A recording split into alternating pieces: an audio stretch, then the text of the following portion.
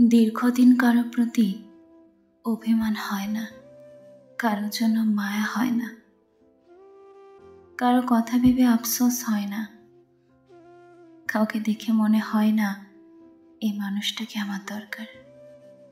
কে চলে গেল, কে চলে যেতে চাইছে, কে ফিরে এলো, এর কোনোটাতেই কোনো ভ্রুক্ষেপ নেই।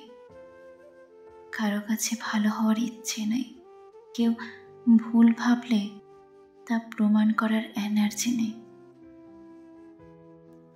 এই নেই জীবনে এখন সব থেকে বেশি যা আছে তা হলো গুরুত্ব। গুরুত্ব কথার, গুরুত্ব মানসিক শান্তির, গুরুত্ব অনুভূতির, গুরুত্ব ব্যক্তিত্বের, গুরুত্ব ভালো লাগার, গুরুত্ব অপছন্দের।